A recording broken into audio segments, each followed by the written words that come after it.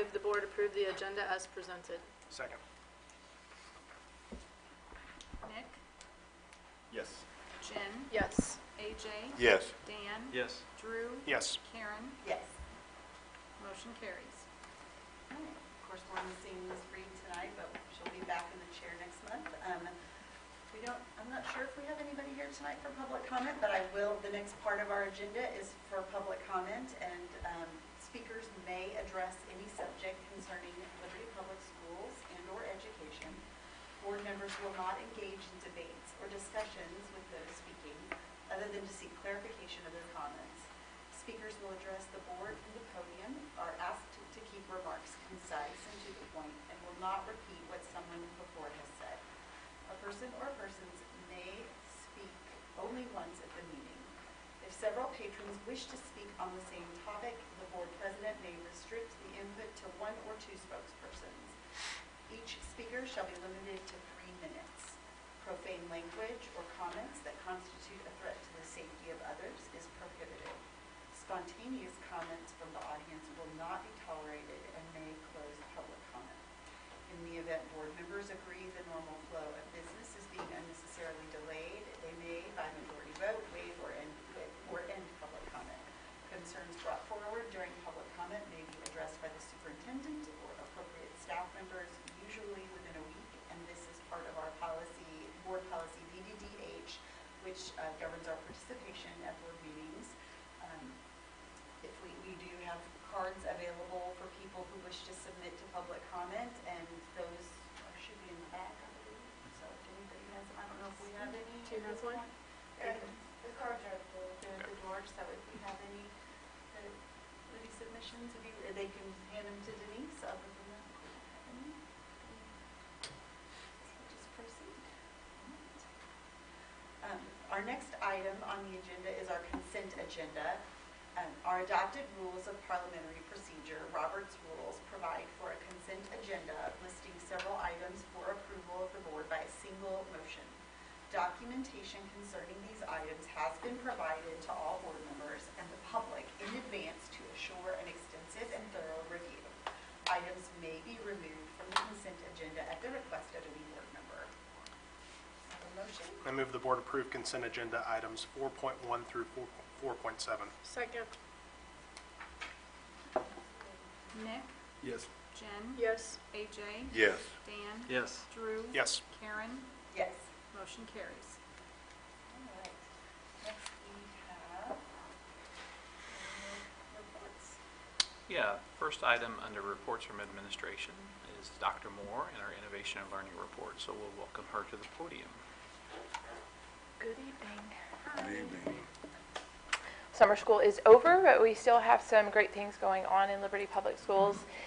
Last week we had a breakfast at William Jewell, and that was hosted by Connor Hazelrig and Nick Jacinto, who talked about the entrepreneurial program there, as well as the cybersecurity program that they are starting.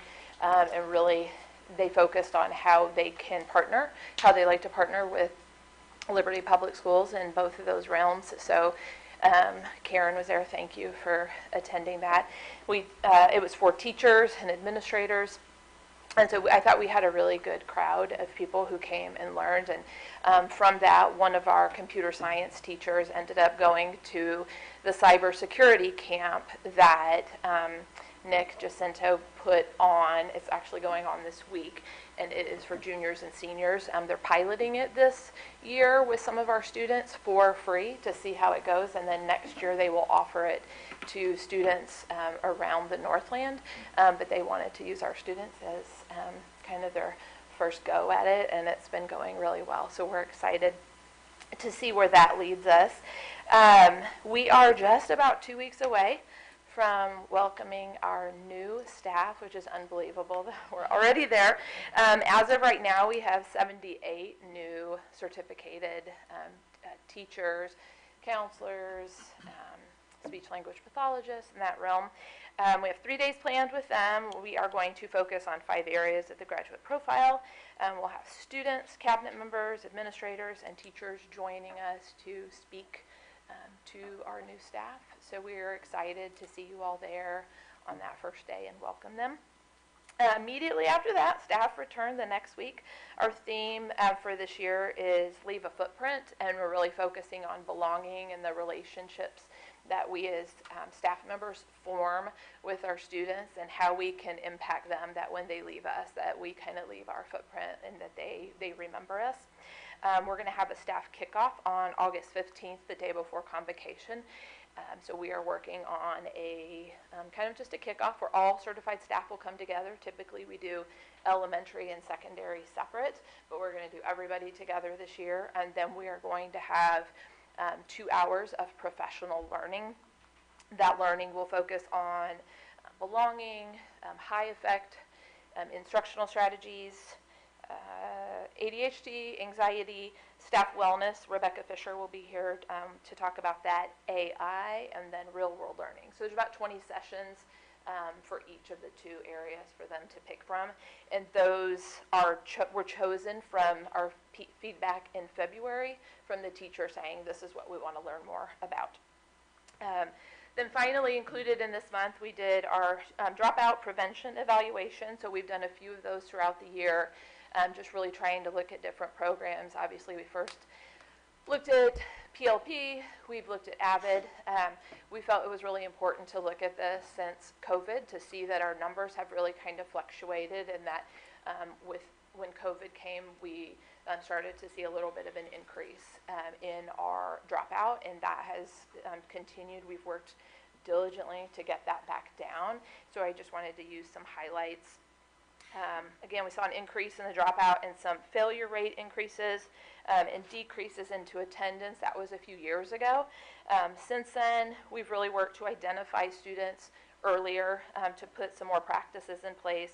We've worked with teachers on really the competency-based learning to say if a student is close or at risk of failing a class, is it because of they don't understand the content?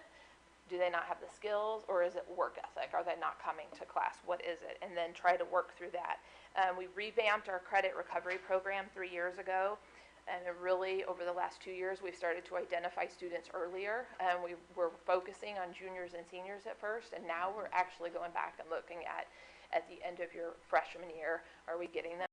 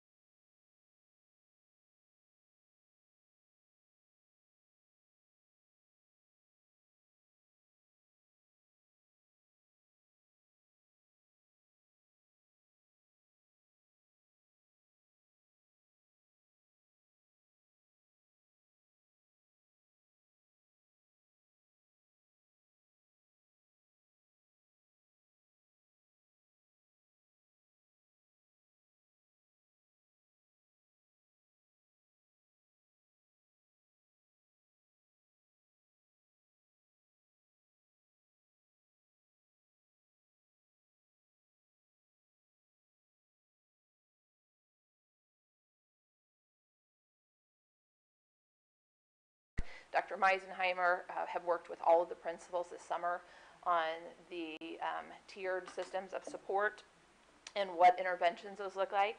And then we had Scott Carr come in and work with principals twice this summer as well on the professional learning community framework. But within that, those 4 questions of what are we doing when students don't get it, and that really when teachers are together on early release Wednesdays, whether they're in their team time, whenever they're planning, they're focused on data and they're really looking at which of our kids are not getting it and how are we supporting them through the MTSS process. Working with counselors, obviously, on early release Wednesdays to also look at the students who maybe aren't performing like they should, and making sure we're talking to those students regularly and seeing how they're doing. And then having an increased focus on post-secondary opportunities for students, and that, again, is part of our strategic plan. So that's kind of what we got from it that we need to continue to do to support those students. But with that, I'll take any questions. I'm noticing your arm. I hope you're doing okay. I am, thanks. I was impressed. I got to read it one or two more times, but the dropout prevention strategy, I was impressed with that. It really said a lot, and said something about inclusion. We're not just concerned about the students who are doing well Right. or better, but we're concerned about all our students. So it's a message, a powerful message. And I gleaned from that. I hadn't thought about ninth grade. Of course, that's a transition period. They seem to suggest that the report suggests ninth grade is the most vulnerable part of it. So I really was appreciative of this program, and here again, it was Thank a great you. value to me having more information about how we reach out to dropout situations.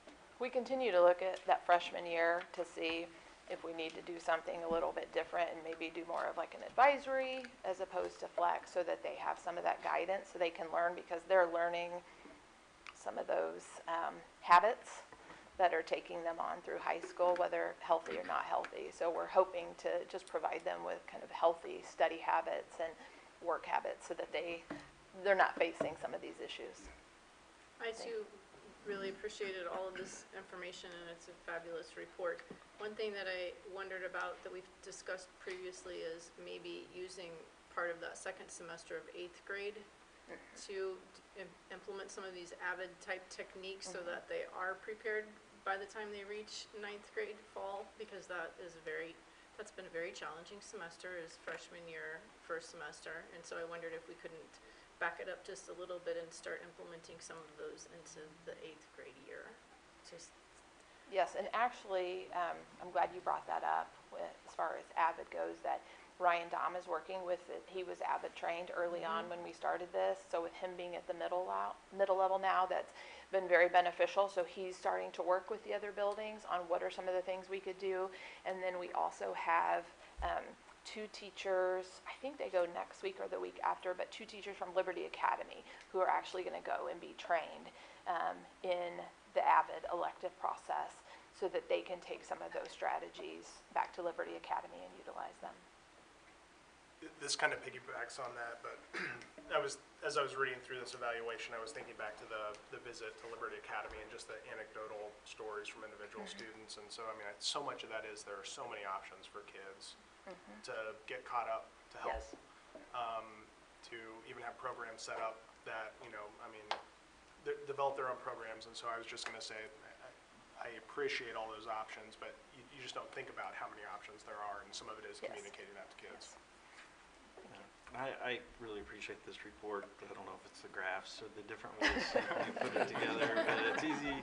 That is all to Kelly's digest. glory. I can look at it this way, I can look at it Pictures. that way. But a couple things. One, I feel like we all want to keep putting COVID in the rearview mirror, and I feel like this, particularly the middle and high school failure rate graph, really kind of illustrates the hump that we had to get over, and the kind of return to normal is what it kind of, and I feel like as a community, that's the type of thing that our community can benefit from. I know this isn't necessarily where you want to show it as failure, but it does kind of illustrate that element of a spike that was felt certainly beyond our school system as well. So anyway, I thought that was interesting. I also really was impressed with the cohort dropout rate, and looking at that freshman year that AJ was mentioning, and to see it plummet like it has,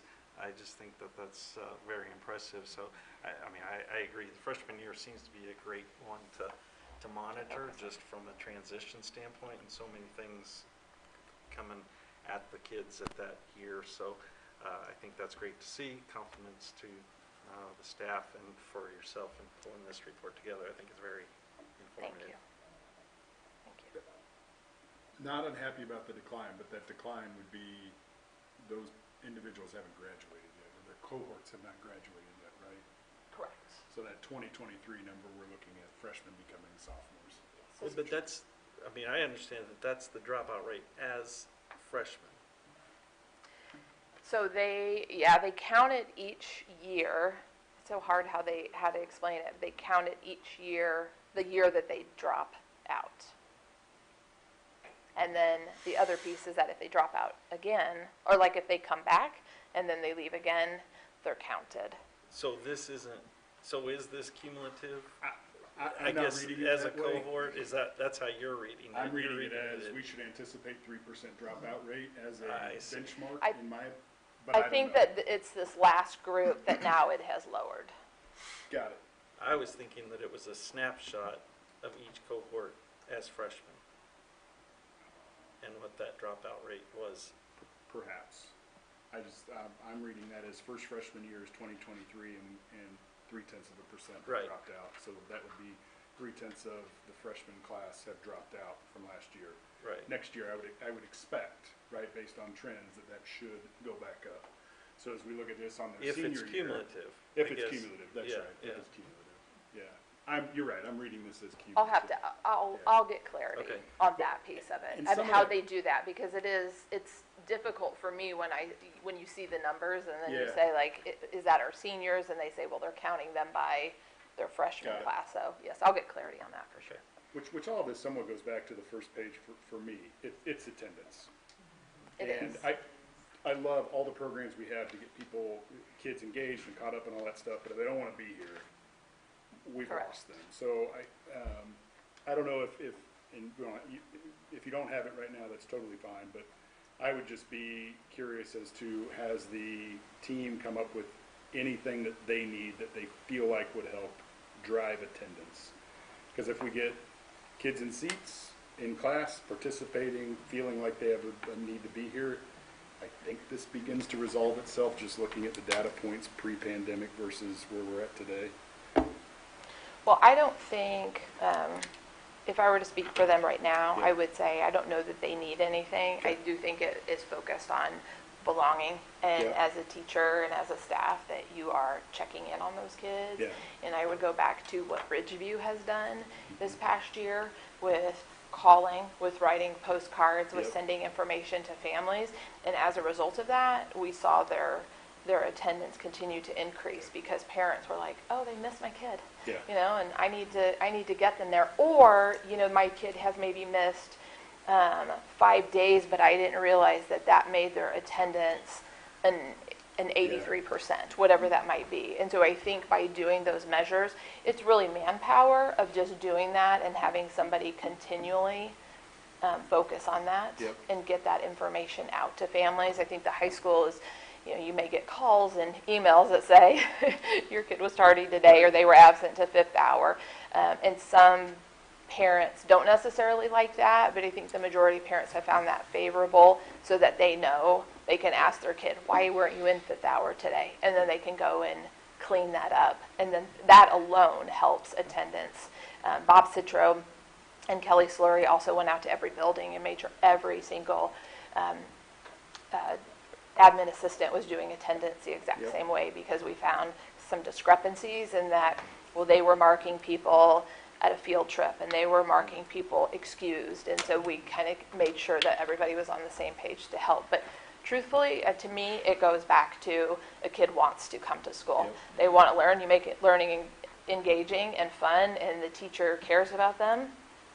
That would, you know, that would make Well, me and I want would to. echo too. I think I did notice in this past year an uptick in building communication to parents that was proactive. So not just what you were mentioning, which was, it's important about letting parents know when students are tardy or absent, but a proactive, intentional outreach in newsletters about the importance of kids being at school. And I think there is a continual process of communicating to parents. I know we were in this mode where if we were sick, we had to stay home, but we really do need to prioritize, you know, attendance. And I noticed that, especially at the start of the year, before the spring testing push, and I definitely thought that was well received at our house. So. Do you feel like there's a difference in, or do you have numbers for high school? Because a lot of times I hear chatter like, well, I don't have to be there. It's all available. Like, I can just do it. It's on my computer. I don't have to be there. Like, why do I need to be there? And so I don't know how to answer that question, because a lot of their assignments are on Canvas, a lot of the resources, and so sometimes I don't know how to answer that question. Yeah, I think that is hard. I think that just is teacher expectations of saying, I need you to be here to do this, in the building, and not, I want you to be able to do it. Some kids learn online and they learn fine, but we also learned from a few years ago that that doesn't work for Right. everybody, especially if you're doing research has shown that if a student takes maybe 2 classes online and they're by themselves, they can do okay, but once you start adding a 3rd class and a 4th class, they don't do as well, and we've seen that with our students who've gone a full semester, full year in launch or Liberty Virtual. If they're taking all those classes, they don't perform as well. So I think it's also sharing with students that we need you here so that you can talk to the teacher and get support when you need it. And a big piece to that you'll recall during COVID is propping up Liberty Virtual, which pretty quickly enrolled about 2,500 students for whom that was an option. Once we got back to fully face-to-face, that number dwindled quickly. And so now it's fairly obsolete. We still offer courses, as Dr. Moore was mentioning, but you don't have that enrollment like you had because people value being face-to-face. We'll continue to focus on emphasizing attendance as we did this year, right? Because we know that's still important. It's important for the workplace, right, in terms of work ethic. The other piece to it that has been mentioned a little bit, but also want to underscore, is its relevance and engagement, right? Which is everything that real-world learning is about. So then how can we start that as early as elementary, middle school, bridge that to high school with an individualized course of study as far as an ICAP plan, so that by the time you're in high school, you've got somewhat of a trajectory. It might shift, but then it culminates in that attainment of at least one or more market value assets. So I think the pieces are aligned. It's just getting to that 100% and personalizing the experience for all of our kids. Other questions of Dr. Moore? Thank you. Thank you. Item 5.2 then, our Student Equity and Access Report. We'll welcome Dr. Andrea Dixon Seahorn to the podium. Hello, everyone. Good to see you this evening. I am very excited about sharing some items here from our report, namely from Student Services. At the time the report was submitted to the board, we were at about 73.23% of families who had fully registered their students, and we are now, as of today, at 78.53%. So that is amazing. That constitutes about 8,970 students who are fully registered, ready to go for the first day of school. We're also anticipating, before I say that part, with respect to kindergarten specifically, we're now at 632 kindergarten students enrolled. So that number's a little bit different from what's in the report here. That's because we've experienced an increase, so that's good news. With 208 of those being rollovers, if you will, from ECC, and 424 of those representing brand new kindergarten enrollments. So we're just seeing that number increase every week. With respect to kind of closing the gap on the registration process, our English Language Development Department will be hosting a family event coming up on July the 30th. This is the 3rd annual such event. Provides an opportunity for our multilingual families to attend, receive some translation support if they needed. Also, we'll have representatives from, for example, transportation, nutrition services, and other departments just to provide whatever assistance our families need in getting their children enrolled, technology services, and so on and so forth. So we're excited about that because once those families are fully enrolled, that then will also increase our total numbers for fully registered students. So we are definitely on the right track there with enrollment. And then with respect to special services, as indicated in the report, every 3 years the Missouri Department of Elementary and Secondary Education sends a parent satisfaction survey to gain parent guardian insights on special education services. And so our special services department is very excited to share some favorable results as an outcome of our parents taking that survey. And so you do have those notes. I know, Jen, that you had mentioned you had some difficulties accessing the link. Yep.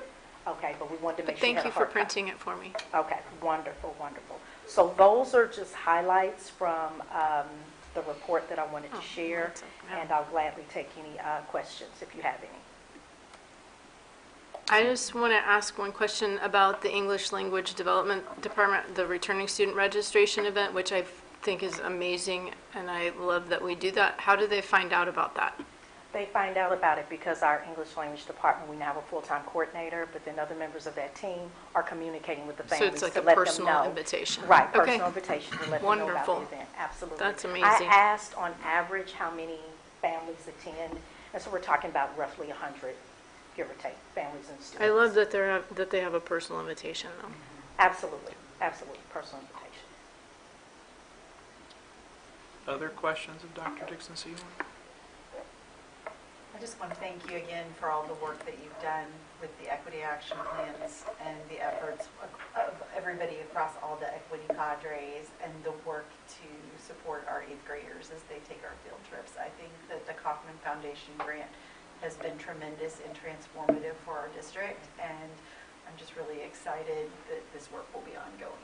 Absolutely, and that's one of the things that they were very pleased to hear, that in-house, we are going to be able to support that for our 8th grade learners. Thanks, Dr. Dixon Seymour. Thank you. Thank you. Next up is Ms. Cindy Sullivan, and our finance report as she's coming up. I want to be the first to wish everyone a happy fiscal new year. That's one I've never celebrated before. I say that Say, every what holiday? Sorry, I day stole of your, the- I stole your. I wasn't gonna say that. We've got fireworks later, right? That's right. After the meeting, we're gonna have a show. That's right. Yeah, we always celebrate the fiscal new year. Some things I wanted to point out to you tonight. For FY24, our final collection rate for personal property tax, which we talk about often, ended up right at 97.91%. We had budgeted 98, so we're very close, and ironically, that 97.91 is exactly the same as it was for FY23. So we're staying pretty consistent at that 98% collection rate. Next year may be a little bit different based on whatever happens with Senate Bill 190 and how much of that is taken advantage of by the senior tax credit, people that choose to participate in that. So we did budget at a 98% collection rate, so there may be some adjustments we need to do for changes due to that. So more to come on that. We did receive preliminary assessed valuation numbers from the county assessor's office at the end of June, and currently they're showing a 1.44% increase in assessed valuation. This is a non-reassessment year, so that's to be expected that it would be low, but it's not been that low for quite some time. He did indicate that this would be the case, that it wouldn't be as robust as it has been in the past. So we did work those numbers up with our preliminary state auditor's office forms, and looks like tax rates will probably, if this is consistent, be exactly what they are currently. But we won't know that for sure until we get the final assessed valuation numbers and have our tax rate hearing in September. So we will await those numbers in August. And finally, the Audit and Finance Committee did review the financials for the month. They did not have anything to pass on to you. I did have a good question, though, that I thought I would share with you. One of the members did ask about the final numbers of the overall budget showed a $40 million deficit spend. So we spent more in the whole budget than we brought in. But that's due to bonds. So we know that we have all of that income come in 1 year. But the projects are ongoing for multiple years. So until those projects are gone, we will deficit spend overall every year. So they wanted clarification on that. I did also point out that in the operating budget, we did have a surplus of $9 million, so we brought in more than we spent. So that is a budget that we like to see those numbers that way, that we didn't have a planned spend down, and that's how we ended up. So I wanted to pass that on to you. And then finally, we will set the Audit and Finance Committee meeting schedule after the meeting tonight when you have appointed new members. So we will have that out to you as soon as that is done at our next meeting. That's what I have for you tonight. Thank you. Thank you for clarifying that too. Someone had reached out to me about that deficit number as well. Yeah. That's a good question. Any other questions for Ms. Sullivan? Okay, thank you. Thank you. 5.4 then, Mr. Stephen Anderson for our operations reports. Good evening. Uploaded 3 reports, as we typically do. Of course, the general department report, also the capital report, and then the bond report. Just a few things to highlight out of that. First of all, the team has really been kind of hitting it pretty hard here in high gear, working through all the summer work. Significant amount of preventive maintenance. If you have a chance to look at the report, I think it's well reflected kind of what they're doing over the course of these couple months. And then, of course, some of the larger work and larger projects that's reflected in the capital report. So sometimes that can be overlooked because the bond report has some of the projects that are drawing more interest. But so I appreciate the team kind of putting that together. With respect to the bond projects, everything is kind of moving along pretty much on schedule. You can see some updated pictures in that report. The team is feeling very positive about meeting the deadlines that are kind of fast approaching. Couple things just to really draw out. First of all, the building that most of you toured here recently that was under construction, which is now known as the District Operations Center, the DOC instead of the DAC. That is complete. All 3 departments are in there and going about their day and their business. Certainly, we could plan a trip or back over there. I think too, if you're all more than welcome to stop by and pay a visit. I think any of the departments over there would be thankful and I think probably be happy to kind of show you about. So don't hesitate to do that.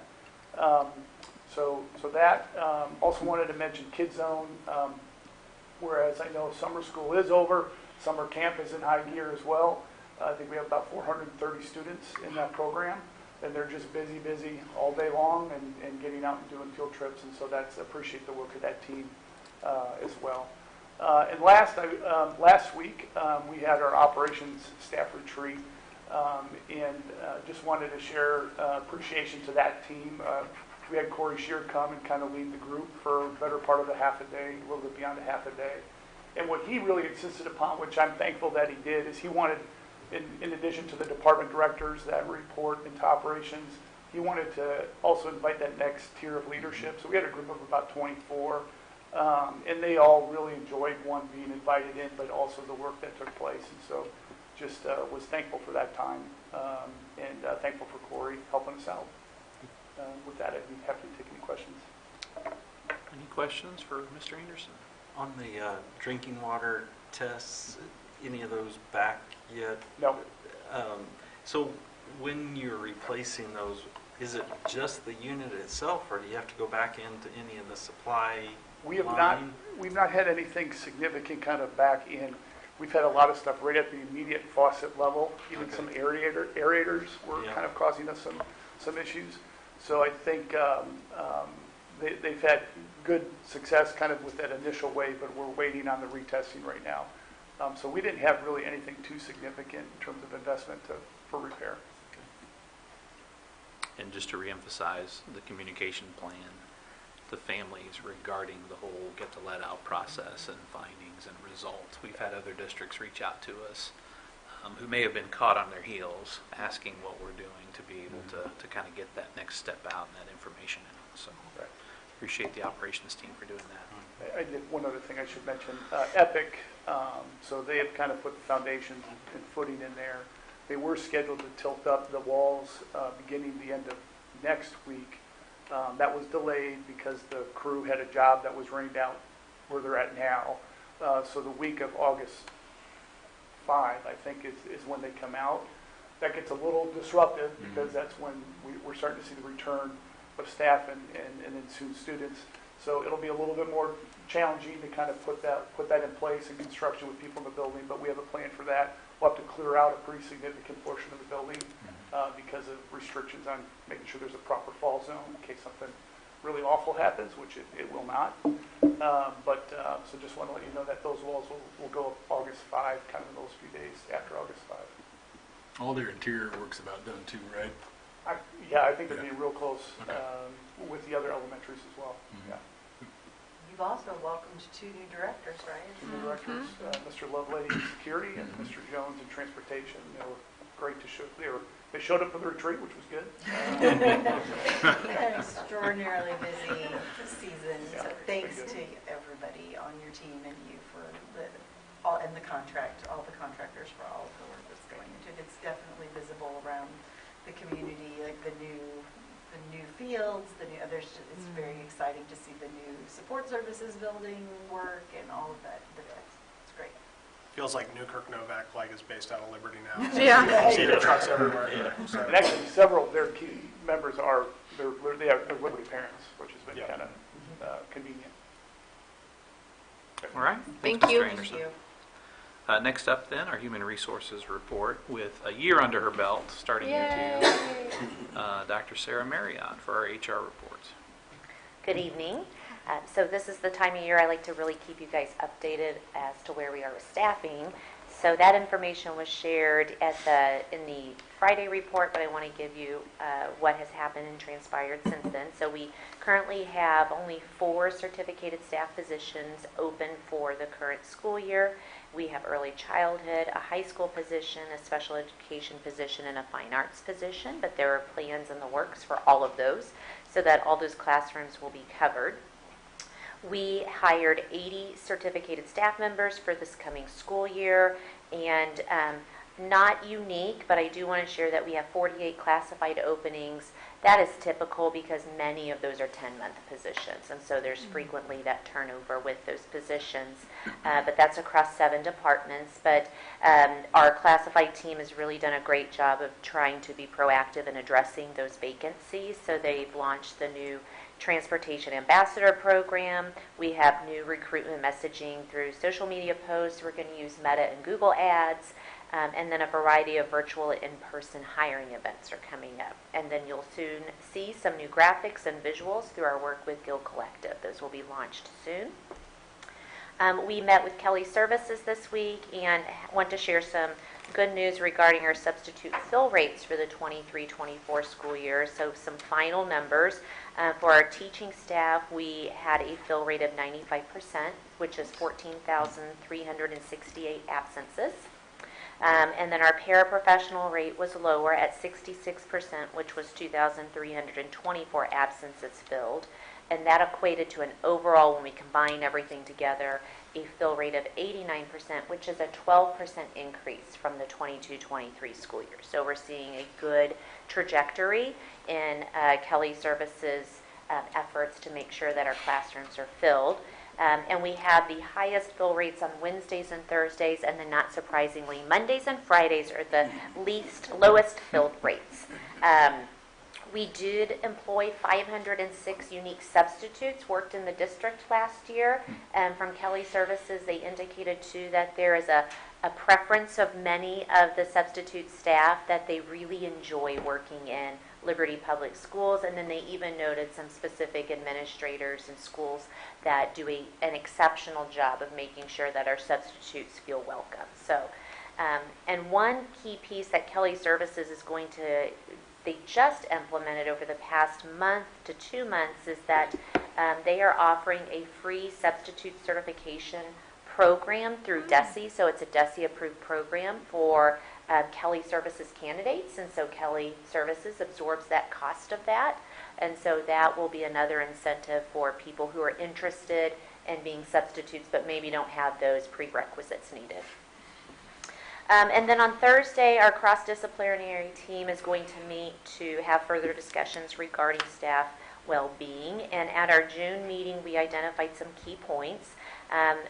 Not unlike what we're seeing in communities, is that there is difficulty for staff members to access mental health care because of lower number of providers, and then the delayed ability to get appointments quickly. And so that's just a notation we made.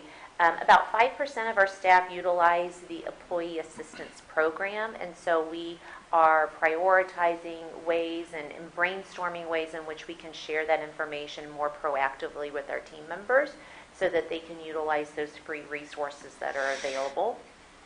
And then Jessica Meisenheimer shared a couple of pieces in that meeting that one notation is that the district counselors and social workers, they are frequently approached by staff members who want to visit about their own needs, and so how we can work through that. And then Jessica Meisenheimer as well as Chris Redmond are developing a post-crisis plan.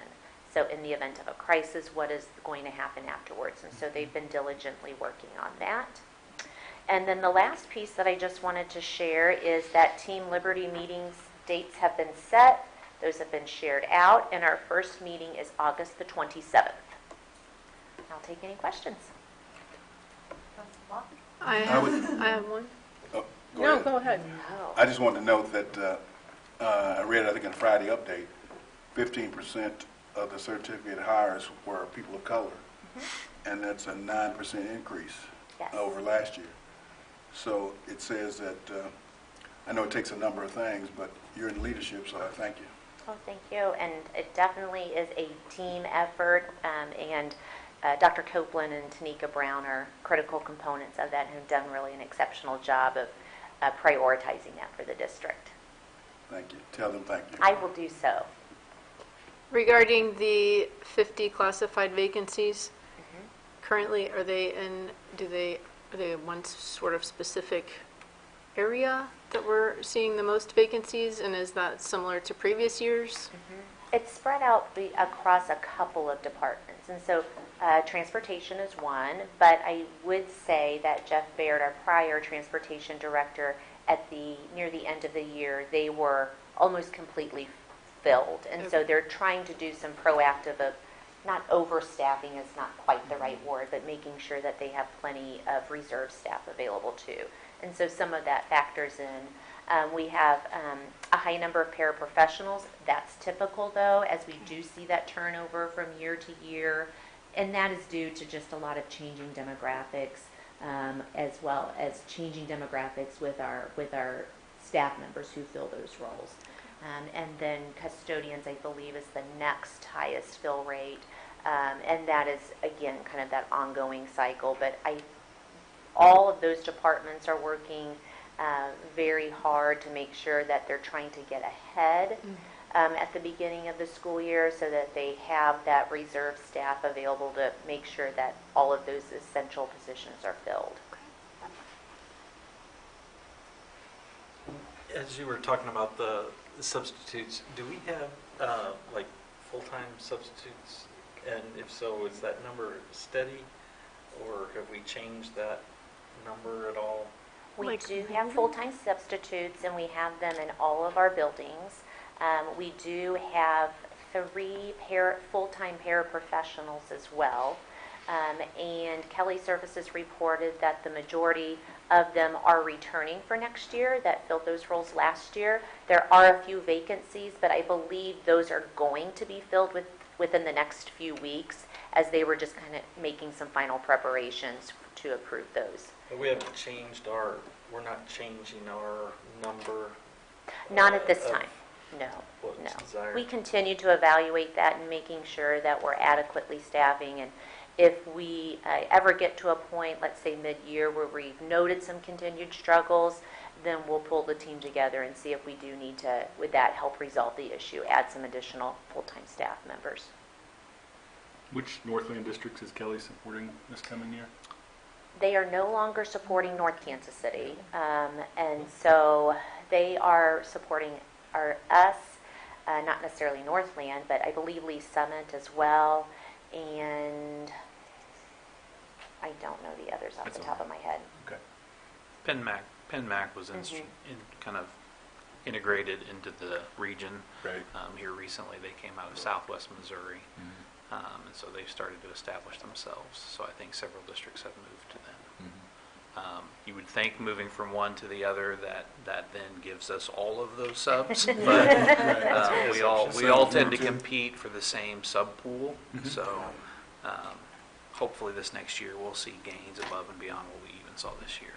So most subs, just on that point, would likely participate in both Kelly PIN-MAC potentially and then make decisions, or they're Not making a sure. I choice? don't know if they have some constraints about that as far as non-compete. There may be some of that in place. I've not seen. With the increase in additional vendors, Yeah. providers, Right. I would think that they have a non-compete. I just don't know. Yeah, and in the, at least know in the Kelly contracts, there'd be language that the districts individually agree to related to that as well. So that may impact, somebody going to PINMAC and then being able to work in that district. Yep. So, I mean, I don't know where, this is not a question that I expect anybody to know. I don't know where we're at in our Kelly contract, but it's certainly something to consider going forward, just to see what those fill rates are and Sure. getting feedback going forward on how PINMAC's doing. And keep in mind, it wasn't too long ago Right. that we did this internally. Right. And it was quite a task. And then Yep. put it out for an RFP. Of course, I think the next time it's put out, we'll obviously have more options, hopefully, as far as responses. But I have one more question about sub-fill rates. You said Fridays and Mondays are difficult. Are there other departments or buildings or grades that you find are more difficult to fill? When we looked at the data, we had a fairly equal spread between most of the elementary, high schools, and middle schools, with a few pockets of elementary schools that had specialized programs that tend to be more difficult to fill because their staff works with students that have unique needs, and so not every substitute identifies that that's a good placement for him or her. Okay. Yeah. So far be it from me to suggest that a principal give up their secrets for recruitment, but if there were certain buildings getting shouted out for being a good destination, I'm wondering if there's any willingness on the part of our buildings to share that information across buildings to help. So hopefully they will. So that's interesting that you brought that up, because I did share with Dr. Moore today accolades from regarding Dawn Shannon at Lewis and Clark, who Kelly Services specifically identified as doing an exceptional job. So I would anticipate that there's probably some opportunities for her to share with the other team members what she's doing that's unique and exciting for substitutes to want to come work in their buildings. I mean, overall, like 95% is great compared to where we've been recently. So kudos for that whole piece. But it does begin to be interesting as we think about we're not recruiting against other districts per se. We're now recruiting against temporary employment or employment agencies, Kelly versus PINMAC versus others. So I not only need to be a destination for those subs that know and love Liberty, but now I also have to recruit new subs into the pool to say, hey, come over here, and by the way, you need to sign up with Kelly, not PINMAC. I mean, it's just, it begins to be a real challenge, unfortunately, long term. other questions of Dr. Marriott? Thank you. Thank you. Our last item then is my administrative report to the board. And just a couple things to highlight, and then a few additions. Each year in the month of July, we kind of go back to the drawing board and build the structure for the superintendent's report off of areas of focus or goals that we have as a team in our discussions. And so we did that, of course, this spring with the board's feedback. It landed on these three areas of focus as far as continuing to focus on the vivid vision, graduate profile, and strategic plan. As we roll that out, pending your approval, collaboration with families and stakeholders, which really is an emphasis on our engagement plan. This time last year, we were working on approving per state requirement an engagement plan that then we will just continue to work on as it's tied to our strategic plan. And then lastly, a continued focus on teaching and learning. So moving forward, those will be the structures that we share out each month with a bit of a emphasis on both what's happening locally, but then also our engagement with the Department of Elementary and Secondary Education with the Success Ready Students Network. A couple of additions to add. As Dr. Moore shared, a lot of back-to-school events are coming up over the course of the next coming weeks in anticipation of the return of our students, first at Epic Elementary on August 7th, followed by the rest of our district campuses on August 21st. So prior to that, we'll be welcoming staff for various meetings, retreats, activities in their buildings, and a variety of events of which we will certainly make sure you are aware of and invite you to those various events. Next week, we have our DESE conference, and look forward to hearing from our new commissioner, who herself has started officially July 1. And so we're eager to partner with her in support of some of the work that we've had going on under Commissioner Van Dieven. Another couple of dates to put on your radar: convocation set for August 16th. And then as we enter into the fall semester, just pretty quickly, September 4th is our MSBA regional meeting. And it's going to be a little closer to home in Platte County School District. And so Denise will take your information if you're interested in participating and attending that event. That is September 4th. Yeah, Okay. that's our regional meeting coming up. With that said, would open up any questions from the board that you might have this evening. Anything from the board? I appreciate the lengthy response to the questions and items brought up from the retreat. It's a lot to digest. It took a while, but we did have a lot of questions. That's very posed. comprehensive, and I appreciate the effort that went in that. I mean, I think I've gone through most of it. I Good. think there's some of it that I feel like maybe we push back to get more discussion from cabinet, maybe in future reports or something like that. Just, it's like it was good to hear a little bit, but it might be interesting to hear more. So anyway, I know I've set a goal to give you that feedback, or give you and Angie that kind of feedback. That might also kind of springboard us into areas of focus for study sessions. Yeah. So as a reminder, we don't have a study session in August, but come September, we will have a study session in which we can go deeper into any of those topics, of course, that were mentioned in that board question and answer document. I appreciate Cabinet for really their help in chasing down a lot of the responses to the questions. So. Thank you. Okay, well then, once we're done with all of our administrative reports, we can move to unfinished business, which also dovetails nicely to what you were just talking about with the strategic plan. So again, thank you to our entire community, really, for their input over the course of the last semester as we worked to refresh our strategic plan and vivid vision. Minimal changes to our graduate profile, but you will have walked with us over the course of the last several months, shared a little bit more information with you at our board retreat as we kind of worked through some of the more specifics tied to the strategic plan. Saw that as we looked at it for first read in the month of June. Would share that with you this evening for your consideration with just a couple of points. Continuing on with the areas of focus, the 5 areas we identified several years ago, that being learning, teaching, leadership, professional learning, and community, and that those continue to be kind of the key areas for us as we look ahead. Couple that with the vivid vision, of which you saw that earlier in June. That then really just tells the story as what it might look like as we accomplish the things we've set forward in our strategic plan. What does it look like to live, to learn, and to work in Liberty Public Schools? The graduate profile work, last year you'll recall that we incorporated a pretty significant component to that being the detail that comes in our learning progressions.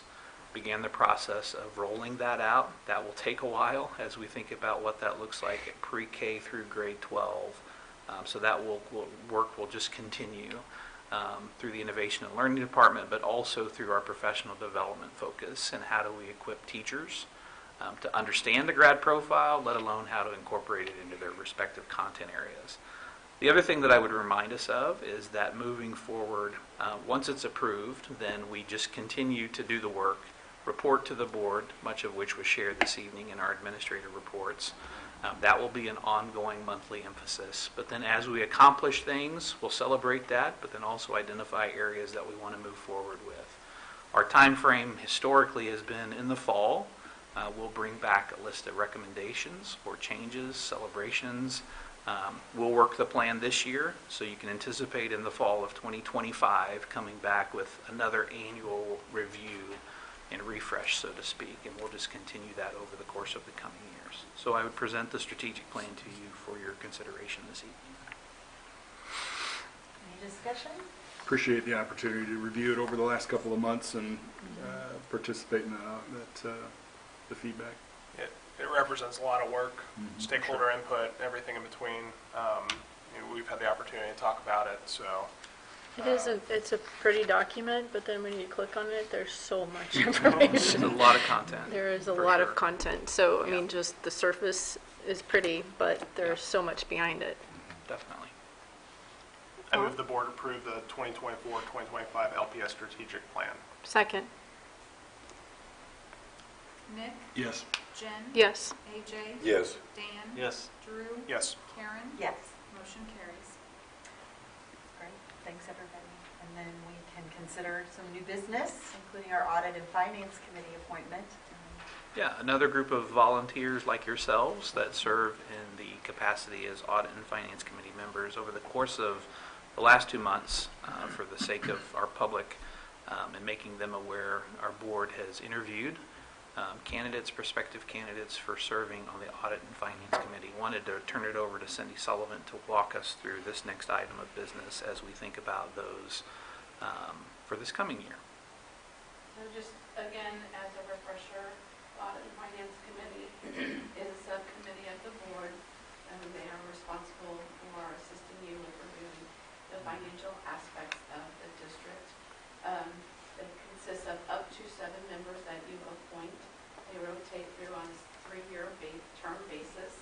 And tonight, we have 3 people that have rolled off and are asking you to appoint 3 new members to the committee for a continuing 3-year term. And 2 of those individuals have served and signed back up again, and one's rolling That's off. correct. Who's the individual that is rolling, is not? Dennis Picard, and this was actually his second go-around. He started a term early on in the career of the Audit Finance Committee, and then came back for a second term and decided not to renew. I just want to say thank you to him for volunteering his time. For sure. So I just wanted to recognize him. His daughter graduated last year, so. And we appreciate the time of every member of that committee and the We time sure they do. put in every month reviewing the financial documents on your behalf. I'm not sure if the community really understands that that exists in general. I mean, I think it's a small group of people that know that we have an Audit and Finance Committee. I just don't know that they know that there's an entire set of eyes looking at all of this stuff. So. Well, it was great to have an opportunity to speak with all of the candidates over the last couple of months in the work sessions. If there's any discussion, please, or we can have a motion. Yeah, I mean, I think they're all very qualified. They bring a lot to the table and help us, in looking at those things. And so I'm happy to move the board to appoint Heath Birch, Alan Bright, and Allison Gardner to serve on the Audit and Finance Committee effective July 23rd, 2024 through June 30th, 2027. Second, Nick, Yes. Jen, yes. AJ, Yes. Dan, Yes. Drew, Yes. Karen, Yes. motion carries.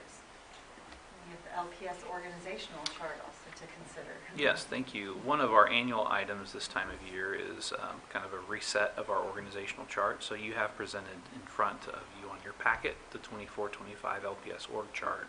It's a relatively high level. There are additional layers, but wanted to share that with you. Dr. Marriott mentioned earlier in her department Tanika Brown and Leah Copeland, who were added to her department in fulfilling some responsibilities that Dee Rosecrans had done. So we did some reorganizational restructuring last year, and I think that has paid off in terms of what Dr. Marriott shared earlier. The only additional changes that we have really don't sit on this org chart presented. It's more at a lower level in some shuffling of administrative support within the HR department. So we'll take this year, take a look at our various cabinet departments, how they're represented, how they are structured each year. We kind of come back to the drawing board, but we wanted to present that to you this evening for your consideration as far as the organizational chart for the school year 2024-2025. Just as a reminder for our public, this is not approving employment. This is That's correct. approving the org structure. Yeah. And I really like how you have the community at the top of it. First and foremost, yeah. I move the board approve the 2024-2025 LPS organizational chart. Second.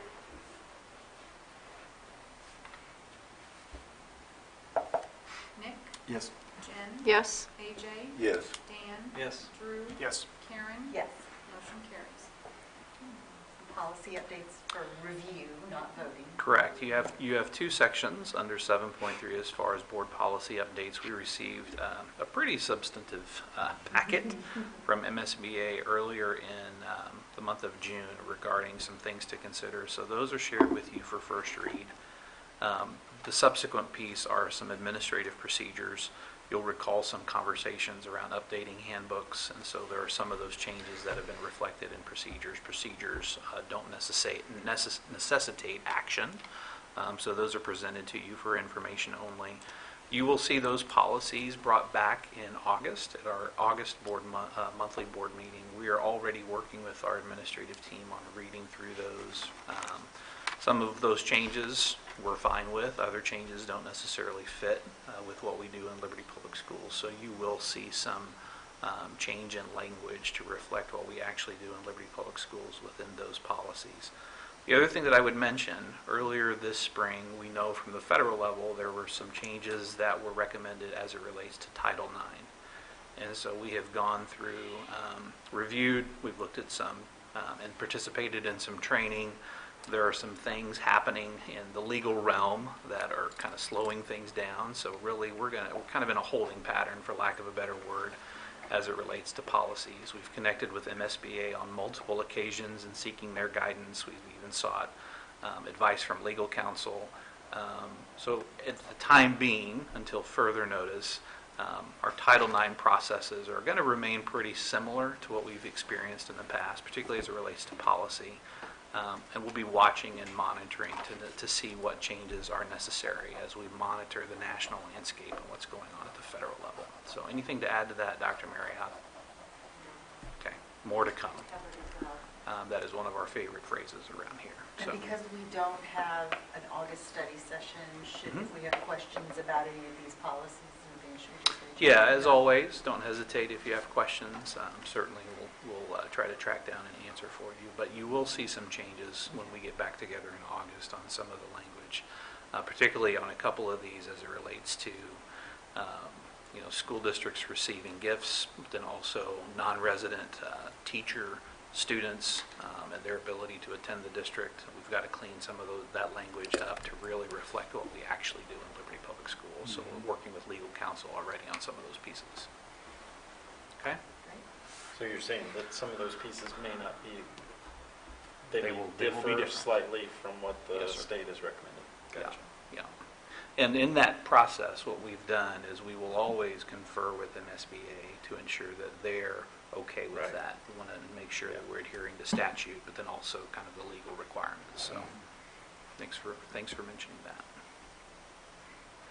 All right.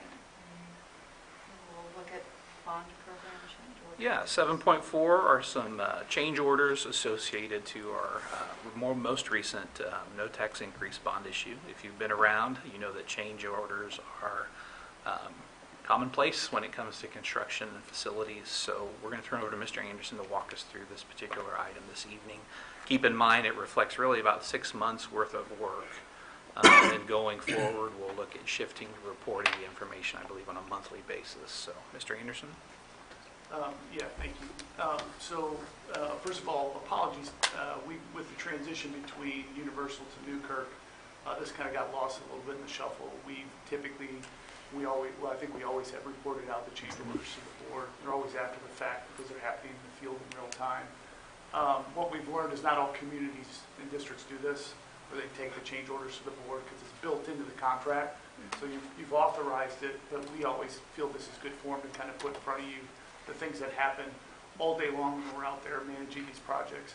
So this does reflect, since the beginning of the projects started in January, it totals about $1.4 million worth of changes, which is less actually than what we would have expected and budgeted for when you consider the contingency amounts and the allowances that we have in place.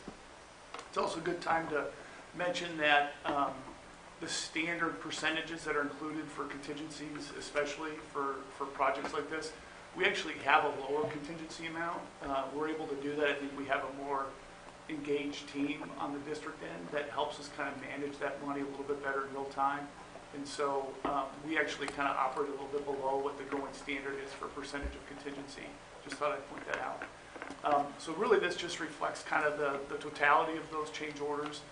As I mentioned in the update last week, and for those who have heard this pitch before, the process of evaluation and vetting of these things is pretty significant. All parties are involved, the contractor, the subcontractor, our construction management group, the architects, and of course a few folks on our team as well. So we always kind of make sure everybody's involved monitoring. Usually we know the cost before we make the decision on the change, but many of these things are just unforeseen conditions. Some are when there's an opportunity presented that we're able to kind of make a better change, and we have the allowance to do that. We're going to certainly strike on that since it's within budget. So all totaled, although it's 1.4, we're doing really well when you kind of step back and look at how this was projecting. And then the other thing too, of course, we're keeping in mind is out of the gate, we've done a lot of very significant projects and big projects. So the most unknown part of the bond work, we're already kind of most of the way through it, which again is pretty encouraging when you kind of step back and look at it in its totality. So as Dr. Tucker said, this will be kind of the first report. Going forward, we usually just put this in consent. There's smaller, it's a smaller list of items, of course. But as always, if there's ever any questions, feel free to reach out. We have adjusted it as well. Initially, we didn't have those descriptions in back 10 years ago, 9 years ago. We put that in because we would occasionally get questions, and I think it's a good way just to give you a sense of what's happening in the field every day. So happy to take any questions. Just to add to in terms of the vetting, we've got all these different components that are looking at it, saying this is reasonable or not reasonable, working through that, then the change order gets requested, and that's when it gets signed off on, right? That's correct. So, in looking at this, your team, there's nothing in here that they feels unreasonable or unwarranted or anything like that. They don't make the list. Right. That does happen, right? Right. We're like, no, we're not going to do that. Or sometimes we have to push in if it was maybe an engineering error or an error on the contractor side that maybe it was a miss. They didn't read the plan well. It can be a little uncomfortable, but sometimes we have to kind of push back into them and make sure they own it under the contract. It's their responsibility. And every now and then, we do have items that come in under budget. I see those. We do. We have several. I so see those. Just wanted to underscore that as well. Those numbers are a little smaller. Right, I noticed that. I appreciate you pulling this together. It's very thorough, and it's a good summary. And I guess the one you mentioned, 2 categories: the things that unforeseen, things that just a great opportunity to tack it on. I guess that other category is the thing that somebody missed. Yes. And I guess I suspect that for each design project, there'll be some type of review for that engineer, architect, and that type of thing can be quantified by Correct. looking back at this, and so this can be used for that purpose too? It absolutely is, and as I mentioned, those can be interesting from time to time. It is just a matter of the team pulling together, having an honest conversation of walking through, okay, how was the miss, why did it happen? Sometimes you'll have the architect point this way, you get some of that. Usually I want it right, and I don't want to pay for it. It's kind of Right. approach I take. Appreciate that. Thank you from the For taxpayers. instance, we're getting 3 gyms right now. Yeah. And hopefully we're using somebody that really knows how to do that well. That's correct. And, we can learn from that, from the type of work. Yeah. In the future. Are these good people to use for that type of design work or not? And I guess, we've got a lot of work, and we can, I guess, create a pretty good comprehensive assessment on those folks who are providing that work to us. Yeah, usually we do that on the front end as well, the vetting, right, and making sure and calling in reference. I think a good example, I just thought of it, that it was in Heritage, of course, if you can imagine. I was in there the other day. It's just something else. But one of the things that was discovered is a lot of the cabling above the grid was just on the grid. You shouldn't do that. Right. Whether it's a code issue or not, it may have been grandfathered. You get into, well, what's the total value versus, you get into all that. the right thing to do was to hang it right, you know, so we did that. That was really nobody's fault. So that actually came out of an allowance that they had set aside for, unforeseen conditions, so. Yeah. It's that sort of thing that happens that, you know, you just do the right thing, so. All right, well, any other questions, or do we have a motion? I move the board approve the 2023 bond program change orders from January 19th, 2024 to July 16th, 2024. Second. Nick, Yes. Jen, Yes. AJ, Yes. Dan. Yes. Drew, Yes. Karen. Yes. Motion carries. All right, we're at the Board of Education and Legislation and Advocacy. Session's out. Governor signing bills. None yet. We are working on we started this at the retreat, keep in mind, we are working on our committee assignments, as well as our school assignments that you all signed up for. Appreciate you doing that. We're going to try to level things out, even things out as best as able, but certainly we'll get that information to you here pretty quickly. It also incorporates our community partner meeting dates, our Team Liberty meeting dates that were mentioned earlier, and then in addition to that, there was one other piece, our character trait luncheon dates, I think was the other piece, along with committee assignments and then school assignments. So you'll see that in the coming weeks.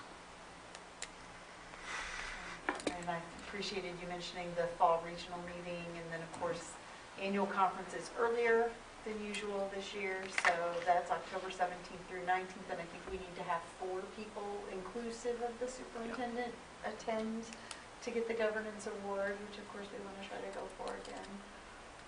It's here at Crown Center, right? It is. So that should make it easier. It is here, so that's Close to great. home. Very good. So, and then we've got our meetings that we worked on for the year.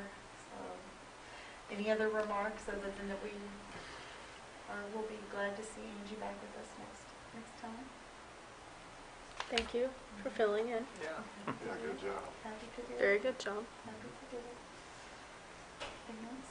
Do we have, I guess, the kickoff that Dr. Moore mentioned on that Friday? Do we have specific instructions of where we want to meet? Specifically for the New Teacher Institute. So there's New Teacher Institute And convocation. and convocation. Convocation, I'm thinking no. convocation. Is that August It's a little- 16th? It's at North, but Yeah. I think that was forthcoming. The two things, always welcome to the New Teacher Innovation Institute for those that are able to make it. We'll do introductions, no other obligation there. And then when it comes to convocation, I know Dallas is finalizing details, so we will absolutely get you information as to what he has up his sleeve and where to be and time to show up. So what would you add, Dr. Moore? Anything? Yeah. Can Dallas follow up the same weather that we had last year? Yeah. Oh my That's gosh. we're going to watch that pretty closely, so we shall see. Okay, I move the board adjourn. Second. Nick, Yes. Jen, Yes. AJ, Yes. Dan. Yes. Drew, Yes. Karen. Yes. Motion carries. Thank you all. All right.